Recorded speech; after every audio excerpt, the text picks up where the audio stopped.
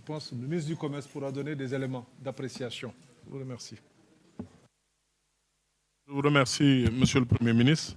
Donc, deux questions liées ont été posées qui ont trait à l'approche de la Tabaski, les points de vente qui sont réduits, les risques d'augmentation de prix et surtout des risques d'augmentation de prix à cause des événements. Donc, nous avons noté ces assertions du patronat lors des événements. Naturellement, quand il y a des événements aussi douloureux, avec beaucoup de dégradation de biens publics et privés, beaucoup de commerces sénégalais des commerçants sénégalais qui ont subi beaucoup de préjudices. D'ailleurs, ce qu'on a noté, c'est que cette fois-ci, ce n'est pas des multinationales qui ont été les plus affectées. Ce sont des commerces tenus par des Sénégalais. Il faut rappeler aussi que dans ces multinationales, je peux les citer parce que la situation est assez tragique.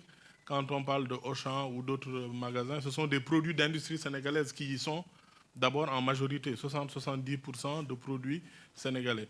Donc, on peut bien avoir peur qu'il y ait une inflation. Mais pour l'instant, nous n'avons pas noté de difficultés majeures sur l'approvisionnement du marché et sur les prix.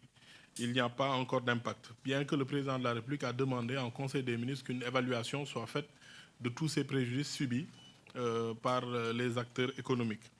D'un autre côté, il y a aussi la question de la Tabaski. Vous posez la question au ministre du Commerce, mais vous oubliez que M. le Premier ministre est aussi ministre de l'Élevage. Mais comme c'est mon patron, je réponds à sa place. D'abord, la Tabaski, ce n'est pas seulement les moutons. En général, vous notez qu'à l'approche de la Tabaski, de la Korité, du Grand Magal, du Gamou, il y a des problèmes d'approvisionnement et des produits pour lesquels les prix flambent. Naturellement, l'oignon, la pomme de terre. Cette année, sur l'oignon, nous avons une situation très particulière. Le Sénégal a eu une bonne campagne horticole avec beaucoup d'exportations. Sur le marché international, les prix de l'oignon sont très élevés. Donc, le Sénégal a assez d'oignons pour le marché local, mais comme il y a une opportunité sur le marché international, beaucoup d'oignons sont importés. Donc ça aussi, c'est un point qu'il faut noter. Donc nous sommes en train de surveiller le marché. J'en profite pour lancer un appel à nos concitoyens de Ngomen qui ont un gros stock d'oignons, mais on note que de jour en jour, Monsieur le Premier ministre, le prix augmente de 500 francs.